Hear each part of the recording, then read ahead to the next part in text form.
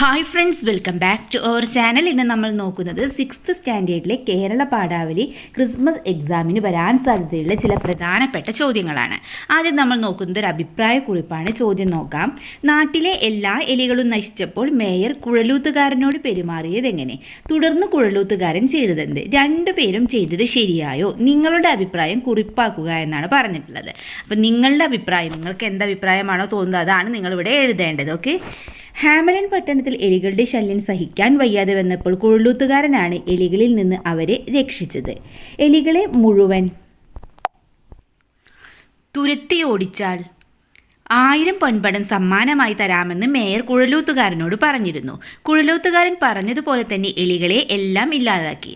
പക്ഷേ വാക്കു പറഞ്ഞിരുന്ന മേയർ വാക്കു തെറ്റിച്ച് 1000 പൊൻപടം നൽകാൻ തയ്യാറായില്ല. മേയർ വാക്കു തെറ്റിച്ചു എന്ന് മനസ്സിലാക്കിയ കുഴലൂത്തുകാരൻ അവിടെ നിന്ന് ഹാമലിൻ പട്ടണത്തിലെത്തി.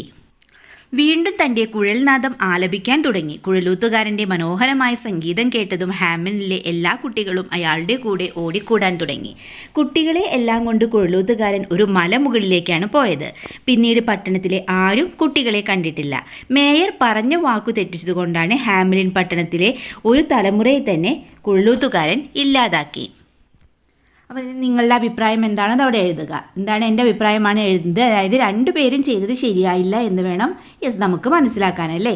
രണ്ടുപേരും ചെയ്തത് ശരിയായില്ല എന്ന് വേണം നമുക്ക് മനസ്സിലാക്കാൻ. അപ്പോൾ കൂട്ടുകാരും എന്ത് ചെയ്യുക? ഇതുപോലൊരു അഭിപ്രായക്കുറിപ്പ് തയ്യാറാക്കുക. ഓക്കെ, നെക്സ്റ്റ് ക്വസ്റ്റ്യൻ നോക്കാം.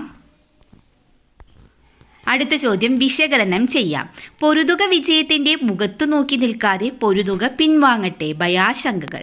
പടക്കളത്തിൽ പി കുഞ്ഞിരാമൻ നായർ. മേൽ സൂചിപ്പിച്ച വരികളിലെ ആശയവുമായി അബ്ദുൽ കലാമിൻ്റെയും ജോർജ് ഗഫൽസിൻ്റെയും അനുഭവങ്ങൾ എത്രത്തോളം ബന്ധപ്പെട്ടിരിക്കുന്നു? ചർച്ച ചെയ്ത് കുറിപ്പ് തയ്യാറാക്കുക എന്നാണ് പറഞ്ഞിട്ടുള്ളത്. ഓക്കെ, നമുക്ക് ആൻസർ നോക്കാം. പരാജയങ്ങളിൽ തളരാതെ വിജയത്തിനായി നാം പൊരുതുമ്പോൾ ഭയാശങ്കകൾ വഴിമാറുമെന്നാണ് ഈ വരികളിലൂടെ കവി നമ്മെ ഓർമ്മിപ്പിക്കുന്നത്.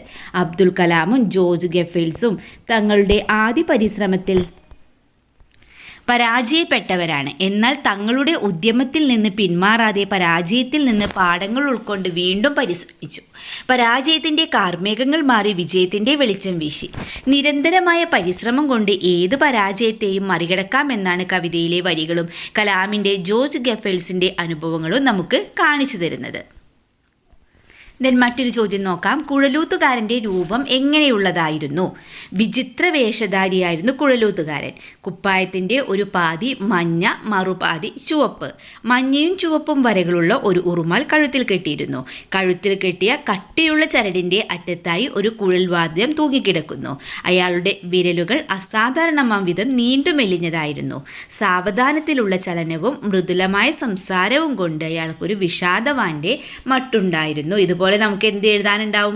കഥാപാത്ര നിരൂപണം. നമ്മൾ ഈ ചോദ്യം കൂടി, കഥാപാത്ര നിരൂപണം കൂടി നമ്മൾ ഈ വീഡിയോയിൽ തന്നെ ഉൾക്കൊള്ളിക്കുന്നുണ്ട്. ഓക്കെ കൂട്ടുകാരെ, നമുക്ക് അടുത്ത ചോദ്യം നോക്കാം. ഭാഷണം തയ്യാറാക്കുക. പ്രകൃതിയാണ് നമ്മുടെ അമ്മ എന്ന സന്ദേശമാണ് ജി ശങ്കരപ്പിള്ളയുടെ ചിത്രശലഭങ്ങൾ എന്ന നാടകം നമുക്ക് പകർന്നു തന്നത്.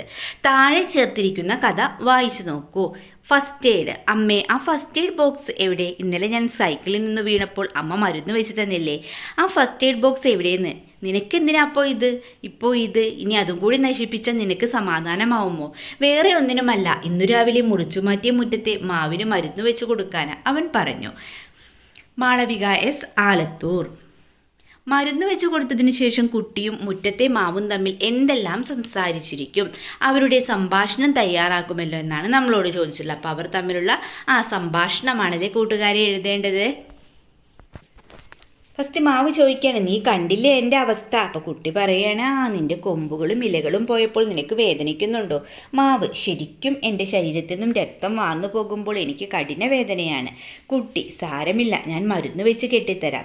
മാവ്, മരുന്ന് വെച്ചാൽ എൻ്റെ മുറിവ് മാറില്ല. നിൻ്റെ വീട്ടുകാർ എൻ്റെ തല വെട്ടിക്കളഞ്ഞില്ലേ? കുട്ടി, പിന്നെ ഞാനെന്ത് ചെയ്യും? മാവ്, നീ ഒരു തൈ വെച്ച് പിടിപ്പിച്ചാൽ എൻ്റെ വേദന മാറും.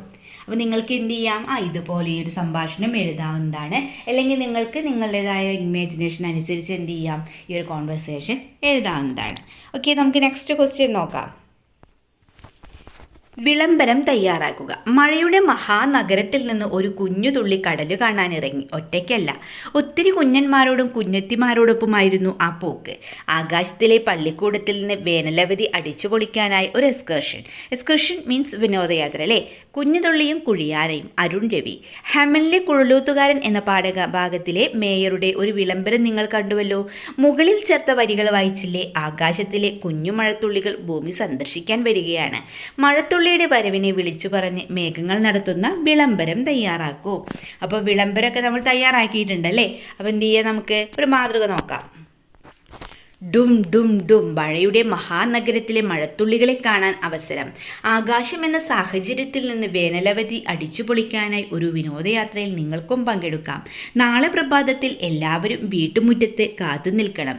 നമുക്ക് ഒരുമിച്ച് ഒരു ഉല്ലാസയാത്രയിൽ പങ്കെടുക്കാം. അപ്പോൾ കൂട്ടുകാരും എന്ത് ചെയ്യുക, ഇതുപോലൊരു വിളംബരം തയ്യാറാക്കുക. ഓക്കെ.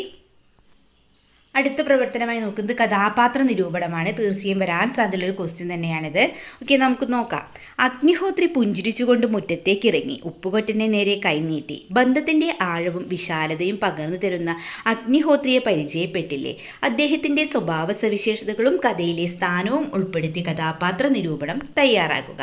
അപ്പോൾ നമ്മൾ എന്താണ്, ആരെക്കുറിച്ചാണ് കൂട്ടുകാരെ കഥാപാത്ര നിരൂപണം? അഗ്നിഹോത്രിയാണല്ലേ. ഓക്കെ, നമുക്ക് എഴുതാം. ജീവിതത്തിൻ്റെ ഉപ്പ് എന്ന കഥയിലെ പ്രധാന കഥാപാത്രമാണ് അഗ്നിഹോത്രി. പറയപ്പെട്ട പന്തിരുകുലത്തിലെ അംഗങ്ങളെ പരസ്പരം തിരിച്ചറിയാത്ത ഉപ്പുകൊറ്റനും അഗ്നിഹോത്രിയും തമ്മിൽ കണ്ടുമുട്ടുന്ന രംഗമാണ് പാഠഭാഗം. ചൈതന്യം തുടിക്കുന്ന മുഖം, പൂണൂൽ, കുടുമ, കസവ് മേൽമുണ്ട്, ഇത്രയുമാണ് അഗ്നിഹോത്രിയെക്കുറിച്ച് കഥയിൽ പറയുന്നത്. എന്നാൽ കഥാഭാഗത്ത് എല്ലാവരും മനുഷ്യരല്ലേ, ഒരേ ചോരയല്ലേ എന്ന ഉപ്പുകൊറ്റൻ്റെ ചോദ്യം കേട്ടപ്പോൾ അഗ്നിഹോത്രിയുടെ ചുണ്ടിൽ പുഞ്ചിരി വിടരുന്നതായി പറയുന്നു. മനുഷ്യനെ ജാതി മതവർണ്ണ വേർതിരിവുകൾ കൊണ്ട് തരംതിരിക്കുന്നതിൽ അർത്ഥമില്ലെന്ന ചിന്തയാണ് അഗ്നിഹോത്രിക്കുള്ളത്. ഈ പാഠഭാഗത്തെ നാറാണത്തിൻ്റെ ശബ്ദവും മുഖച്ഛായവുമുള്ള അഗ്നിഹോത്രി ഒരു വലിയ തേജോരൂപം പോലെ നിലനിൽക്കുന്നതായി തോന്നും. നല്ലതും നന്മയും തിരിച്ചറിഞ്ഞ് പ്രകാശം പൊഴിക്കുന്ന ഒരു മഹാനായ കഥാപാത്രമാണ് അഗ്നിഹോത്രി. അപ്പോൾ കൂട്ടുകാരെന്ത് ചെയ്യുക, അഗ്നിഹോത്രിയെക്കുറിച്ച് ഇതുപോലെ കഥാപാത്ര നിരൂപണം നന്നായി പഠിച്ചു വയ്ക്കുക. അപ്പോൾ ഇത്രയും ക്വസ്റ്റ്യൻസാണ് നമ്മൾ ഈ വീഡിയോയിലൂടെ ഡിസ്കസ് ചെയ്തിട്ടുള്ളത്. മറ്റൊരു വീഡിയോയുമായി നമുക്ക് വീണ്ടും കണ്ടുമുട്ടാം. Okay, by.